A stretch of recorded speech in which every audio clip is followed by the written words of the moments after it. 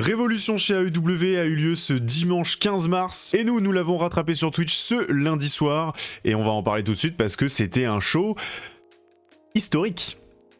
Dans le Zero Hour, donc le pré-show, il y a eu 3 matchs. Nous, on a regardé que la Battle Royale pour le titre de Ricochet. Donc la Battle Royale, elle a commencé à la fin du Zero Hour et elle a débordé sur le début du pay-per-view. Ils aiment bien faire ça là depuis 6 mois, un peu moins d'un an, l'AEW. Donc le pré-show dépasse sur le pay-per-view. C'est un truc que je trouve plutôt cool. Et là, en plus, la Battle Royale était vraiment sympa. Et petite surprise, c'est Jack Perry finalement qui a remporté ce match, donc qui est devenu le nouveau champion national. Règne de Ricochet. J'ai l'impression qu'on n'a pas trop suivi la direction que devait avoir le titre. C'est Jack Perry qui va s'en charger, en espérant que ce soit un petit peu plus le cas avec lui. Ensuite, on commençait le show. Juste petite info, je n'ai pas pu suivre malheureusement Dynamite, je n'ai pas pu regarder Dynamite et Collision depuis à peu près mi-février, depuis la dernière fois qu'on en a discuté ensemble. J'ai suivi ce qui s'est passé, j'avais rattrapé un petit peu les histoires, mais je n'ai pas regardé les shows. Donc il y a pas mal de trucs où j'étais en full découverte, et c'était quand même très intéressant. En opener, on avait du coup FTR en des tenues inspirées des Boston Celtics, Fog Boston, on n'oublie pas, qui défendaient les titres par équipe contre les Young Bucks. Alors là, les Young Bucks, ça y est, depuis qu'ils ont face turn, c'est les grands gentils de l'histoire. Et on ramène les enfants, et on fait un petit diaporama de la famille, et là, enfin c'est vraiment, les pères modèles de famille, alors qu'il y a un an, ça défonçait tout le monde. Mais les deux frères ne feront pas honneur à Los Angeles, le match a été perdu, le match était énorme. Ça, je peux vous dire, c'est un opener qui open bien. On a eu un grandiose, les mecs au bout de 5 minutes ça pissait le sang, enfin c'était n'importe quoi. Ça ne va pas être les seuls à pisser le sang, moi je vous le dis dans la soirée, mais c'était complètement dingue, un gros match tag, et le fait de le mettre en opener, c'était un très bon choix, et en plus ça a vraiment tenu ses promesses. Pas de nouveau champion tag, mais par contre un match de zinzin quoi, enfin vraiment on est limite sur du 5 étoiles, c'était complètement dingue quoi. Vraiment ça, je vous invite à aller le voir si vous avez pas le temps de regarder tout le pay-per-view. On était sur un pay-per-view de 4h30 sans compter le Zero Hour, mais en tout cas celui-là c'était vraiment un des meilleurs matchs de la soirée, opener, grande qualité. À voir ensuite parce que du coup on a eu après le match le retour de Cop, donc Adam Copeland et Christian Cage, donc peut-être un dernier petit run pour les deux frangins, j'aimerais beaucoup, ce serait très cool, et on nous a teasé une espèce de confrontation à 3 équipes avec du coup les Young Bucks et FTR, peut-être qui sait un petit match de l'échelle pour un dernier run de Christian Cage et Adam Copeland. Là pour le coup je dis pas non. On enchaîne avec Marina Shafir et Toni Storm, les deux se cherchaient depuis quelques semaines, si vous avez bien suivi, Toni Storm elle était un petit peu en confrontation avec les Death Riders, il y a eu notamment Wheeler Yuta qui a perdu ses cheveux. Le match est un peu osef, le fait de faire gagner Toni Storm ça m'a un peu surpris en vrai.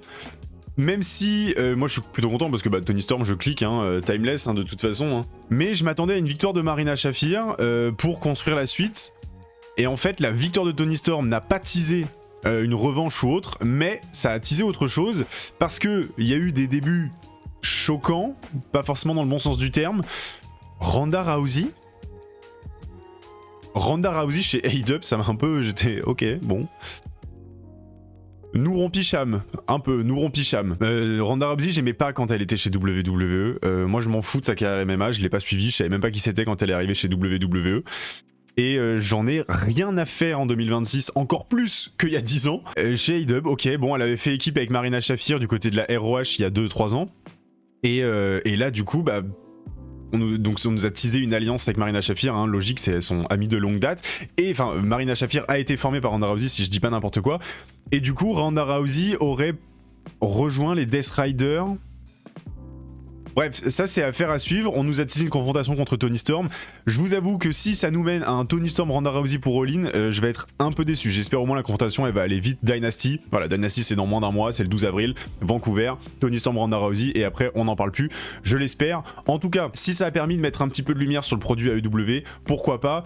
Le fait d'avoir elle dans un vestiaire AEW, je suis un peu moins conquis on va dire. Mais ça faisait déjà 2 matchs, 2 retours, enfin un retour et un début, on n'est pas au bout de nos surprises. Parce que là, Jon Moxley qui défend son titre continental contre Konosuke Takeshita, pareil, au niveau des pronostics, j'avais un petit peu de mal, je savais pas si ça y est, on allait donner le titre à Takeshita en mode on va teaser une confrontation avec Kazuchika Okada dans les mois à venir, qu'est-ce qu'on va faire, est-ce que la Don Callis va enfin exploser? Bon, ça, on a toujours pas d'infos, on a toujours pas de piste. La Don Callis Family, ça fait des mois et des mois qu'on est là, genre, ça va exploser entre Takeshita, Okada et Fletcher. C'était peut-être la première pierre. Match contre Jon Moxley, allons-y. Match de patron de la part de Moxley, match d'une haute intensité de la part de Takeshita. De toute façon, Takeshita depuis 1 an et demi, c'est vraiment un malade mental, tout ce qu'il a fait du côté du Japon, tout ce qu'il a fait chez AEW. C'est une folie furieuse, ça a été vraiment un des catcheurs de l'année dernière. Jon Moxley aussi, pour d'autres raisons, mais Jon Moxley aussi. Donc là on avait un gros match, pareil je crois que j'ai mis 4,75, un truc comme ça, donc on est quasiment sur du 5 étoiles, c'était vraiment exceptionnel. Il y avait pas mal de psychologie, ça prenait son temps, les choses étaient hyper bien exécutées, bref...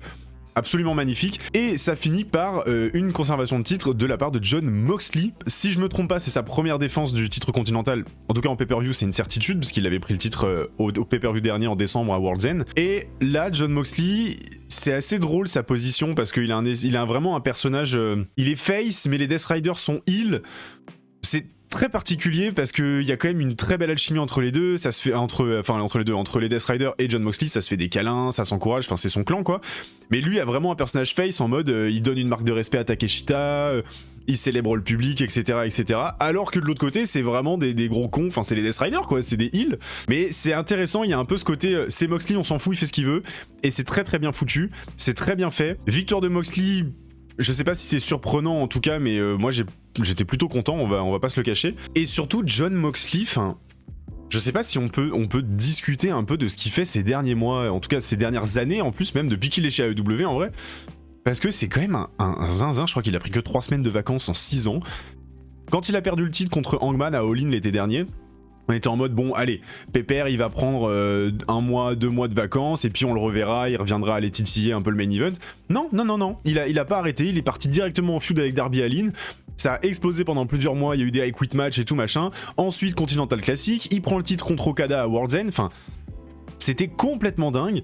Honnêtement, Jon Moxley là ce qu'il fait, c'est un run de ou malade, il a des histoires hyper intéressantes, il a un personnage hyper intéressant, ce qu'il est en train de construire en termes de legacy, je sais pas si j'aime pas trop ce terme, mais ce qu'il est en train de construire dans le paysage global du catch, c'est complètement dingue. Et alors oui, on va toujours avoir le débat, c'est le meilleur du Shield ou je sais pas quoi entre Roman Reigns et Seth Rollins. Je pense que oui, même si je trouve que le débat est un peu pété, je pense que oui, mais là en termes d'historique, ce que Jon Moxley est en train d'imposer dans l'histoire du catch et surtout l'histoire moderne, c'est assez intéressant et c'est même du très sérieux. Jon Moxley c'est une putain de légende et il est encore en train de le prouver. Match de patron, personnage de fou, enfin c'était génial, Jon Moxley, monsieur Jon Moxley, bravo. Mais comme j'ai dit tout à l'heure, 3e match, 3e arrivée, 2e retour, en mode Sangoku, Arc Namek, Will Ospreay. Will Ospreay a fait son retour. Le mec, ça y est, il était blessé. Le mec, il était blessé au niveau du cou, au niveau des cervicales, je crois, il y a 4 mois. Ça y est, il est de retour dans le ring. Il a profité de sa convalescence pour se faire un full tatouage sur le bras. Il a bien rempli son bras. Il a fait la prod un peu compliquée du côté de Wrestle Kingdom et de la Eve en Angleterre. Mais il est de retour chez AEW. Il a attaqué Jon Moxley. Évidemment, il y a un passif entre les deux. Il a failli s'éclater à peine revenu. Si je me souviens bien, il fait un topé en fait à l'extérieur du ring, et dans sa rotation, son coup passe à 2 doigts de s'exploser contre le tablier. Enfin, vraiment, ça aurait été un retour un petit peu compliqué, parce que au-delà de se reblesser, il aurait pu décédé.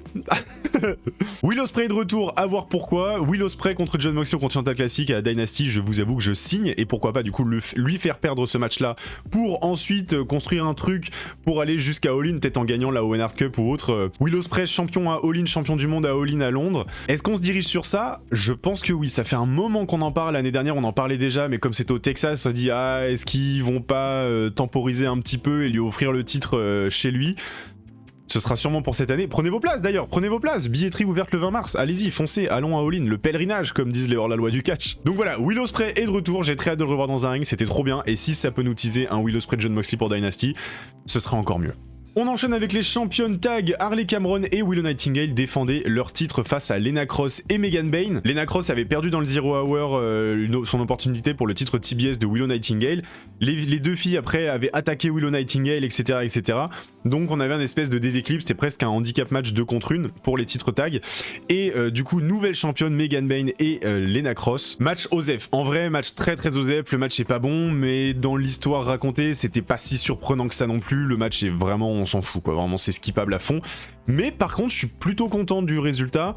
parce que bah, on sentait que Willow Nightingale elle était vraiment focus sur le titre TBS qu'elle a récupéré de Mercedes Moné, du coup elle était vraiment concentrée sur ça, et la division tag féminine elle existait sans exister, c'était un peu particulier. Moi j'étais très partagé déjà de cette décision de les mettre championnes, les premières championnes tag, c'était cool, mais j'étais un peu partagé quand même, il y avait quand même des pour et des contre assez forts. Et là du coup Lena Cross et Megan Bayne nouvelle championne, ça c'est très chouette, ça va pouvoir reconstruire, rebuild un petit peu Megan Bayne pour lui offrir autre chose. Et puis Lena Cross quand même c'est très bonne catcheuse, il y a des trucs à faire avec elle, je suis très content, c'est une bonne équipe. Donc bah à voir ce qu'ils vont en faire, si ça peut monter un petit peu la division féminine, parce que c'est surtout ce qu'on veut. Putain Tony Khan, s'il te plaît tu peux faire un booking féminin respectable. Le booking féminin de Tony Khan c'est toujours compliqué. On peut pas tout avoir, vous me direz, mais c'est à la limite du scandale. Voilà. Donc, si ça peut permettre à la division tag féminine de se montrer un petit peu plus et d'avoir un bon petit règne pour ces nouvelles ceintures, enfin, nouvelles ceintures qui ne le sont plus trop du coup, mais pour ces secondes championnes, ce serait très cool. Ce serait très chouette. Voilà. Cool, chouette, cool. Très cool. Suite à ça, on a eu un match que j'attendais énormément, Swerve Strickland contre Brody King. Alors j'attendais pas forcément pour l'histoire parce que Swerve Strickland il se dirigeait plus vers Kenny Omega, mais Kenny Omega apparemment il était en tournage pour Street Fighter, etc. Clin d'œil, on en revient juste après. Il était en tournage pour Street Fighter, donc on n'a pas eu la confrontation contre Swerve Strickland, alors que les deux ils se sont cherchés pendant un mois. Swerve Strickland il l'a éclaté, il a heel turn sur Omega à Dynamite, il l'a explosé contre une table, bref. Il y avait une grosse histoire entre les deux. Finalement, c'est Brody King qui a eu un petit peu le vent en poupe là en ce début d'année, qui se farcit Swerve Strickland là pour Révolution. Donc c'est un truc un petit peu raccroché. Ils ont raccroché un peu le wagon pour créer une histoire rapidos. Le match était pas mal, un peu déçu quand même parce que on connaît le potentiel des deux, on connaît le niveau des deux et les deux auraient pu te sortir un match de fou furieux. C'était un match très bon et c'était pas un match de fou furieux. Légèrement déçu par rapport au contenu. Mais ça reste voilà très efficace. Au niveau du rythme, moi j'avais été un petit peu déçu de voir qu'en fait au moment où ça commençait vraiment à se lancer, c'est-à-dire qu'on commençait à vraiment avoir plein de trucs là, ça y est je commençais à être vraiment dedans, en fait c'est la fin du match. Je reste un petit peu sur ma faim. Ça reste du contenu très ok. C'est pas incroyable, mais c'est très ok. Swerve Strickland, du coup, qui va remporter ce match et s'imposer comme un vrai gros heel. Swerve, là, à chaque fois qu'il est heel, c'est un malade. Mais là, il fait pas dans la demi-mesure. Hein. Vraiment, c'est assez fou. Donc, bref, Swerve en heel. J'ai très hâte qu'il aille choper Omega. J'ai très hâte de voir ce qu'il va proposer ensuite. J'ai très hâte de voir s'il va vraiment aller au niveau du main event et du titre. On se dirige peut-être sur ça, mais est-ce que c'est lui qui va le prendre? Je ne pense pas. Hein, j'étais plutôt côté Will Ospreay. Swerve Strickland qui a battu Brody King. Et en fait, Kenny Omega est revenu. Voilà, en fait, Kenny Omega était là, que Kenny Omega est venu attaquer Swerve. J'étais en mode, mais les gars, oh, il était en tournage. Il était censé être en tournage pour Street Fighter. Qu'est-ce qu'il fout là? Et non, finalement, il est là. Bon, et apparemment, il était au Japon il y a 2 jours. Ça y est, il est à Los Angeles. Voilà, pas de problème. Il a pris un avion ce matin. Hop, Kenny Omega, bonjour, je viens attaquer Swerve Strickland. J'étais en tournage ce matin, Hollywood Street Fighter. C'est bon, on était là. Bref, Kenny Omega a attaqué Swerve Strickland. On va peut-être enfin avoir ce match-là, du coup, pour Dynasty. On construit un petit peu Dynasty en même temps, donc c'est très chouette. Voilà. Chris Statlander contre Tekla. Tekla, nouvelle championne du monde qui avait battu justement Chris Statlander en début d'année à Dynamite. Championne très surprenante parce qu'on s'attendait plus à avoir Tekla au niveau de la mid-card et du titre TBS, notamment avec peut-être une première rivalité pour le titre pour Willow Nightingale, pardon. Et finalement, pas du tout. Finalement, elle est directement dans le main event. Elle a pris le titre World à Dynamite contre Chris Statlander. Donc un règne de Chris Statlander un peu frustrant parce que ça faisait quand même des années qu'on attendait un gros push pour Statlander, qui a eu un règne à la fois très court et à la fois un peu faible en termes de contenu. On en revient toujours au booking de la division féminine. Hein. Et Tekla a pris le titre. Moi j'étais en mode ok, on va voir ce qu'ils vont faire. C'est surprenant, c'est un peu inattendu, on va voir. Et finalement je trouve qu'elle envoie vraiment un gros règne. J'aime beaucoup Tekla. J'ai pas pu suivre ce qu'elle avait fait du côté de Stardom. Je sais qu'il y a pas mal de gens qui l'ont suivi du côté de Stardom, qui sont un peu frustrés de cette catcheuse là. Moi j'adore. Ce qu'elle fait chez A-Dub, j'adore, c'est incroyable. Elle a fait pareil, un gros match. Donc là on était un match en 3 manches, au meilleur en 3 manches. Je sais qu'il y a pas mal de gens qui ont été un peu déçus, qui ont critiqué la dernière manche qui va très vite et où il y a un finish pas clean, donc c'est Tekla qui conserve son titre. Le finish est pas clean, ça récupère la ceinture de l'arbitre, ça fouette le truc, après en fait ça, des interventions, bref il y a un overbooking, etc. Ça n'empêche que moi j'ai trouvé ça plutôt chouette, c'est efficace. On savait qu'on avait un gros pay-per-view, qu'il y avait des matchs après qui allaient prendre beaucoup plus leur temps. Ça m'a pas tant dérangé que ça, et ça valide Tekla comme vraiment une grosse île à abattre, et tu gardes Chris Statlander, elle reste forte. Voilà, lol, c'est ça le catch, Chris Statlander reste forte. Non, franchement, j'ai bien aimé. J'ai trouvé ça très cool, j'ai passé un très bon moment devant ce match. Tekla toujours championne, à voir ensuite. La Don Callis Family, Mark Davis et Kyle Fletcher, les survivants de Aussie Open, ainsi que Kazuchika Okada, qui sont devenus champions trio il y a pas longtemps, ont affronté Kevin Knight, Mike Bailey et Mystico. L'entrée de Mystico, Kevin Knight et Bailey, donc Jet Speed, ils sont en tenue inspirée de Mystico, c'était magnifique, c'était beau à voir. Les trois sont entrés sur la musique de Mystico, je sais plus comment elle s'appelle. C'était génial, c'était trop beau, à voir, c'était incroyable. Match de dingue. On sous-estime énormément Mark Davis, on sous-estime énormément l'impact de Mark Davis dans le catch et son catch à lui. Voilà, le match était trop cool, Mystico de fou. Et c'était marrant parce que pendant le stream, moi je disais au gars, putain, mais ce serait trop bien que Mystico il soit signé chez AEW, un espèce de double contrat CMLL AEW, qu'on le voit un petit peu plus, envoyer du Mystico Okada, envoyer des trucs partout. Et en fait, à la fin du match, donc Mystico et Jet Speed deviennent les nouveaux champions trio en battant la Don Callis Family. Annonce Mystico Isole Elite. Voilà, Mystico Isole Elite. Donc on a le plus grand luchador de tous les temps qui débarque à AEW, cette fois de façon un petit peu plus sérieuse, parce qu'il est venu quand même plusieurs fois, hein. Il y avait notamment une feud avec MJF l'année dernière, qui est géniale d'ailleurs, vraiment incroyable. Mystico est chez AEW, et ça c'est très cool, et en plus il est du coup champion trio avec Jet Speed, le match était fou, j'ai envie de voir Mystico contre tout le monde, Mystico contre Kyle Fletcher, contre Okada, contre Mark Davis, envoyer Mystico contre n'importe qui, Mystico Eddie Kingston, Mystico Brody King, Mystico Square, Mystico Kenny Omega, Mystico contre le monde, voilà, un handicap match, Mystico, le monde. Mystico qui gagne. Bref, le match était vraiment très sympa, donc c'était du 3v3, catch à 6. On a eu des super spots, des triples topés, enfin il y a eu des trucs... Ouais, allez voir, c'était trop bien, ça c'est vraiment du catch feel good, c'est un truc que j'adore, c'est de la gym, voilà, mais c'est de la bonne gym, j'aime la gym et le bon catch. Il y avait Okada et Fletcher et Mark Davis, Jet Speed aussi, enfin bref, tout le monde savait catcher, tout le monde savait faire de la gym, c'était très bien. Est-ce que ce ne serait pas le match de la soirée ? Je vous pose la question, répondez-moi en commentaire, tiens, est-ce que le match de la soirée c'est le main event ou le match dont on parle là? Bandido, Andrade. Alors déjà, est-ce qu'on peut ouvrir le dossier Andrade sur le début d'année 2026, parce que c'est vraiment le catcheur, c'est le meilleur catcheur au monde depuis le début de l'année, c'est le mec, il envoie que des perfs de fou. Et je l'ai dit dans le chat, je disais putain, je crois que j'ai pas mis un seul match de Andrade depuis le début de l'année 2026 sous les 4 étoiles, mais je lui ai mis aucun 5. Il m'a entendu. André Lidl, voilà, André Lidl, il m'a entendu. Il a fait « Allô, t'as dit quoi, cassette? Ah bah attends, 5 étoiles, je vais te l'envoyer contre le bandit !» Andrade contre le bandit, c'était incroyable. Putain, merci messieurs, quoi. Oh, merci la lucha, merci messieurs. Andrade, depuis qu'il a quitté WWE, il est sur un run là de 2 mois qui est mais... Oh, incroyable, qui est... Incroyable, magnifique son run d'Andrade. Bandido, ça faisait des années qu'il était génial et il s'est vraiment révélé aux yeux du monde l'année dernière. Donc il est toujours champion ROH, là le titre était pas en jeu. Et putain, mais enfin... Mais c'était fou. Enfin, je sais même pas quoi vous dire, c'était incroyable. Je pense sincèrement que c'est le meilleur match que j'ai vu depuis le début de l'année là. C'était génial. C'était génial. Andrade contre Bandido, c'était incroyable. Allez voir ça, quoi. Allez voir ça, filez. À la fin de cette vidéo, allez voir Andrade Bandido, c'était dingue. J'ai pas d'autres mots.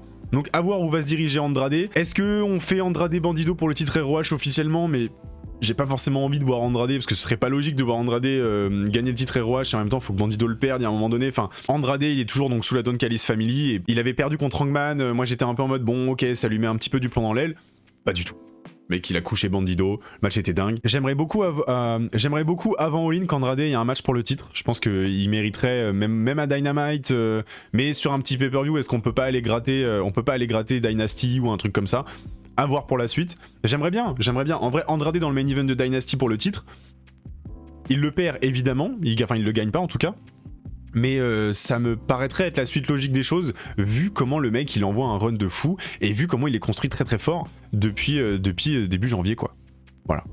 Avant-dernier match, les Dogs, anciennement le Bullet Club War Dogs du côté de la NJPW, faisaient leur début en pay-per-view chez AEW. Donc David Finlay, Gabe Kidd et Clark Connors, donc les nouveaux arrivants, face à Darby Allin, Orange Cassidy et Roderick Strong. Le match, il a un peu une place de con, c'est-à-dire qu'il se retrouve en avant-dernier dans la soirée, et on vient de se taper 3h30 à ce moment-là de catch à fond.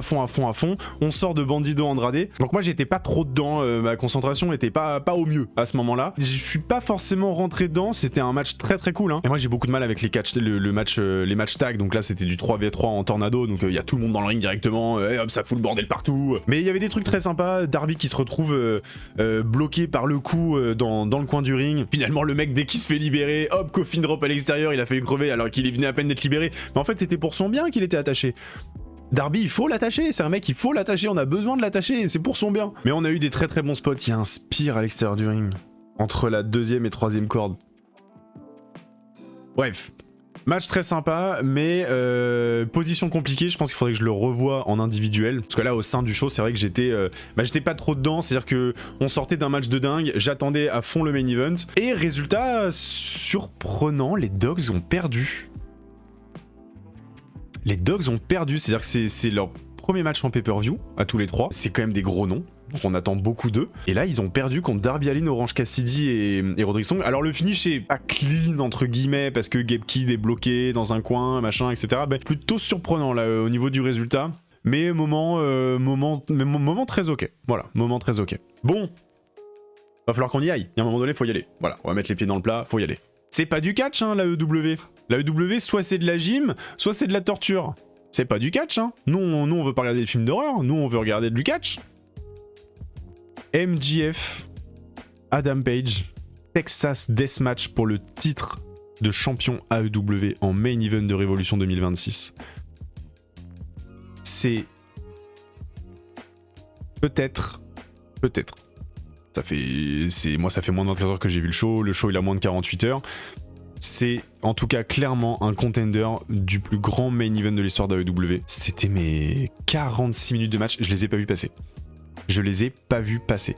Et encore, je commençais un petit peu à tirer, je commençais un petit peu à fatiguer, il y a eu des matchs un petit peu longs de 15-20 minutes que je trouvais un petit peu longs. 46 minutes de match, je ne les ai pas vus passer. Hangman Page qui débarque avec un thème à la trompette, MJF derrière qui débarque avec full hommage à Terry Funk, le poncho, le chapeau, le gear, magnifique. On a eu des refs à plein de trucs. MJF, il y avait des refs à son match contre CM Punk en Dog Collar en 2022. Il y a eu des refs à son match à Révolution contre Daniel Bryan en 2023. Il y a eu du coup des refs au match contre Hangman Page l'année dernière en 2024. Bref, il y a eu des hommages aux 3 dernières Révolutions de MJF. Et je saurais pas quoi vous dire. Il y a des spots où moi j'ai un peu fermé les yeux parce que tout ce qui est seringue, aiguille et tout, je peux pas. Donc moi les pics en bois là plantés dans le crâne et la seringue dans la bouche, ça j'avoue que j'étais un peu... ça m'a un peu... voilà. Tout ce qui rentre dans le corps, j'ai du mal. Le reste, on a eu des spots de fou, on a eu une psychologie, un storytelling absolument incroyable. Incroyable. Ce qu'a sorti MJF le jour de ses 30 ans. Voilà, qu'est-ce que vous avez fait vous le jour de vos 30 ans si vous les avez eus, si vous les avez pas encore, qu'est-ce que vous ferez? Est-ce que vous ferez un Texas Deathmatch à Los Angeles? Je suis pas sûr. C'était génial. C'était génial. Et du coup, en plus, il y avait un contexte parce que Adam Page, s'il perdait, il ne pouvait plus jamais avoir une opportunité pour le titre mondial. Donc déjà que ça avait été surprenant qu'Adam Page perde le titre contre Samoa Joe là en fin d'année dernière. Et donc moi, j'étais incapable de pronostiquer ce match parce que je voyais pas MJF perdre tout de suite. Et en même temps, je voyais pas Adam Page, même si on sent qu'il va heel turn. On sent qu'il y a un heel turn de Adam Page qui est... Et encore plus là, après ce match-là, parce que pendant ce match, il avait des regards... Il faisait trop flipper. Vraiment, il y a des moments... En fait, t'avais de la peine pour MJF qui est censé être heel, et tu détestais Hangman Page parce qu'il avait l'air complètement taré, alors que le mec est censé être face. Donc c'était assez intéressant, cette espèce d'échange de rôle. C'était génial. Et bref, et du coup, j'arrivais pas du tout à pronostiquer cette rencontre. C'était impossible pour moi. Et il y a plein de moments où je me suis dit, non, c'est terminé. MJF qui est traîné par le cou, parce qu'ils ont fait un espèce de moment Dog Collar entre les deux. MJF qui est traîné par le cou par Adam Page comme un clébard. Les deux qui sautent sur la table la table d'ingé son qui explose. Enfin, c'est... Oh, il y a eu des spots dans le verre. Il y a un plan, alors je pourrais pas trop vous le montrer sur YouTube, je vais essayer de faire en sorte de vous le cacher en vous montrant un petit peu quand même, que j'ai trouvé sublime, mais sublime de dégueulasse, sublime. C'est Adam Page qui a du barbelé et en fait il le bloque comme ça dans la bouche de MJF et il tire. Et la tête de MJF et le plan de caméra et tout est... Enfin, c'était du putain de cinéma quoi. C'était du putain de cinéma, c'était incroyable. C'était incroyable, tout était géant. Je ne saurais même pas quoi vous dire de plus, Parce que là, on n'est même pas en termes de ouais, meilleur match, Bandido, Andrade, machin, je sais pas quoi. Là, c'est juste... C'est pas un bon match dans le sens bon, il y a du bon catch, bon machin. C'est un grand match. Là, c'est un très grand match. On a eu tout, storytelling, psychologie, contenu, spot, surprise, enfin tout. C'était incroyable. J'ai encore des flashs dans la tête. MJF qui est hilarant le truc où il court autour du ring et il regarde derrière lui pour pas qu'Adam Page le poursuit, sauf qu'en fait Adam Page il bouge pas, donc MJF il fait tout le tour du ring donc il est pas derrière lui, puis là il se retrouve au même endroit, Adam Page lui fracasse. Enfin, MJF est hilarant dans ce genre de truc parce qu'il fuit le combat et en même temps bah on sait que c'est scripté, donc le mec il y va, tu vois, il y va quand même, mais son personnage fuit le truc, son personnage veut pas et en même temps il y a un moment il pète les plombs. Enfin c'était absolument génial. Le run qui est en train de balancer MJF est fou. Il a été très critiqué sur son premier règne de champion. Et là, le deuxième, je suis désolé, mais quelqu'un qui me dit je n'aime pas le deuxième règne de champion de MJF ou c'est un mauvais règne de champion de MJF, bah c'est juste que t'aimes pas le catcheur. Et c'est ok, mais c'est juste que t'aimes pas le catcheur. Parce que là, c'est un règne de malade mental qu'il est en train d'envoyer. Il est en train de se crédibiliser, mais comme rarement j'ai vu ça. C'était complètement fou. Alors que son premier règne de champion, il y avait vraiment un truc où t'es en mode, bon bah voilà, c'est un jeune champion. Là, il t'envoie un règne de champion de bonjour, je suis un des meilleurs catcheurs du monde. Point. Je dis pas que c'est factuel, je dis juste que c'est ce qui renvoie dans son règne, c'est fou. Et du coup, surprise, spot de fin magnifique où Hangman Page, qui a gagné 2 fois des Texas Deathmatch contre Moxley par pendaison. Donc les 2 fois Moxley abandonne. Et bah là c'est Page. Alors il a pas abandonné, mais là c'est Page. C'est-à-dire que MJF du coup le pend, Adam Page pass out, donc il s'évanouit. Et puis là même là la réalisation, c'est qu'en fait il pass out et en pass out, il y a sa tête qui tape contre l'objectif de la caméra au bord du ring. Donc t'as une trace de sang sur l'objectif. Enfin, le plan est complètement dingue. MJF qui vient célébrer ensuite sur Adam Page qui est posé sur une civière. Il lève le titre. La photo est incroyable. C'est la photo de la miniature de toute façon. Je saurais pas quoi vous dire. C'était 40... Alors je peux comprendre, âme sensible, s'abstenir, etc. Je peux comprendre que si vous n'êtes pas habitué à regarder d'autres produits que WWE par exemple, vous avez rarement vu des trucs aussi violents. Et pourtant, bah oui, ça existe et c'est du catch, c'en est, on en a déjà parlé de toute façon, c'est du catch. Et, quasiment toutes les structures au monde font de temps en temps des matchs hardcore comme ça. Et puis là, c'était, mais enfin, c'était d'une qualité. Ça, c'est du cinéma, ça. Ça, c'est du vrai cinéma, ça. Ça, c'est du catch cinéma. Ça, c'était incroyable. C'était d'une qualité, mais géante. Et ça pose plein de questions sur l'après, parce que du coup, c'est MJF qui gagne, donc Hangman Page n'a plus le droit. D'avoir une opportunité pour le titre. Apparemment, en conférence de presse, Tony Khan a dit que ça tenait à une poignée de main, mais donc Tony Khan est un homme honnête, mais Adam Page, bah, il va peut-être heel turn et donc dire allez vous faire voir, moi je vais aller récupérer le titre. C'est même ce qui va se passer en vrai, je pense. Donc du coup, c'est dommage ça pour la stipulation, mais on pouvait pas s'attendre, enfin, à part si Adam Page partait d'AEW, c'était un peu logique qu'il y ait un moment donné où on dise fuck à la stipu quoi. Et MJF, MJF toujours champion, MJF qui est plus crédible que jamais, MJF qui... Moi il m'a impressionné dans ce match, c'est-à-dire qu'à la fin du match, il y a un truc qui est assez incroyable avec là ce run MJF et la qualité de ce match et la qualité de ce pay-per-view. À la fin du match, quand MJF célèbre, je ne vois personne d'autre que lui être champion à ce moment-là. Personne d'autre. Et ça c'est assez dingue parce qu'il y a plein de règnes de champions dans le monde du catch en général où t'as un mec, quand le mec gagne, le mec est champion et tu sens qu'il y a un mec plus fort en dehors mais juste qu'il a pas encore eu d'opportunité. Là, à ce moment-là, quand MJF célèbre, je ne vois personne de crédible pour aller prendre le titre. Pile à ce moment-là, quand il célèbre. Ce qu'il a envoyé, et on le disait dans le chat, qui va pouvoir aller chercher MJF là ? C'est-à-dire que MJF, on le voyait bien être, pas en règne de transition, mais on le voyait bien, je sais pas, perdre son titre vers entre avril et juin pour créer une grosse confrontation pour le titre à All In et qu'MJF ne soit pas dedans. Mais en fait là, je vois pas autre chose. Là, MJF sera champion à All In. Et il y a même moyen qu'il climatise tout le monde. MJF, il envoie un règne, il vient d'envoyer un main event. Alors le règne n'est pas historique, le règne est très très bon, mais il a envoyé un main event absolument historique. Il a envoyé peut-être le meilleur main event de l'histoire d'AEW. Ça se joue à peu de choses, il y a plein de concurrents, mais c'est un des plus grands matchs que j'ai vu de ma vie. C'est un des plus grands matchs que j'ai vu de ma vie, et pourtant je suis pas forcément très deathmatch. J'aime bien, mais je suis pas très deathmatch. Mais alors là, ce que j'ai vu, c'était trop grand. C'était trop grand en fait ce que j'ai vu là. Affaire à suivre, MJF champion du monde et personne peut l'arrêter là. Là, ce qu'il vient de faire, ce qu'il vient de proposer contre Hangman Page, que ce soit dans le kayfabe et hors kayfabe, personne ne peut l'arrêter là. Et en plus, il défend énormément la compagnie sur les réseaux sociaux, il crache pas mal sur les autres produits, bah ça reste un heel donc il en profite. Il défend énormément AEW quand il va ailleurs, il est vraiment le porte-étendard d'AEW dans le monde entier. Il va défendre, il est le premier champion AEW à défendre son titre sur le circuit indépendant, enfin il défend le titre de champion AEW sur le circuit indépendant. C'est un ambassadeur.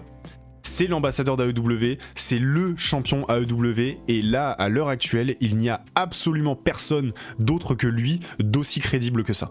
C'est géant ce qu'est en train de faire Maxwell. Bravo, qui fête ses 30 ans, bah joyeux anniversaire Maxwell. Il m'a laissé sans voix, et même là, je ne sais plus quoi dire. Voilà. Bon, j'espère que le pay-per-view vous a plu, j'espère que vous l'avez vu, surtout, et que si vous l'avez pas vu, ça vous a donné envie. On est clairement sur un des plus grands pay-per-view de l'histoire de la WWE. Il est trop tôt pour le dire, moi je sais que je suis très attaché à Double or Nothing 2025 et je suis très attaché à Dynasty 2024 également. Mais celui-là discute très fort, il y a All Out 2023 aussi magnifique. Celui-là discute très fort, c'était un très grand show. Il y a eu quand même des coups de mou. Moi il y a eu 2-3 coups de mou, alors que ce soit moi ou en termes de contenu, je trouve qu'il y avait des coups de mou. Mais par contre le main event, il est clairement dans un top des plus grands main events de l'histoire de la WWE. Et on verra comment il va vieillir. Mais en tout cas c'était un match absolument géant. MJF, bravo, Adam Page, bravo à tous les lutteurs, c'était, et lutteuses bien sûr, c'était incroyable. Et puis bah MJF c'est notre champion. C'est notre champion, rentrez dans le train MJF, c'est notre champion. Voilà. Merci à tous, j'espère que cette review vous a plu. Pour plus de contenu, n'hésitez pas à aller me follow sur TikTok, Twitter, Twitch, Instagram. Vous avez tous les liens dans la description, dans le Linktree. Et sur Twitch, je stream tous les lundis, mardis, jeudis, vendredis à 20h30, notamment si vous voulez rattraper ces pay-per-view là, parce qu'on l'a regardé lundi soir. Je vous souhaite à tous une bonne journée et nous, on se dit à la prochaine.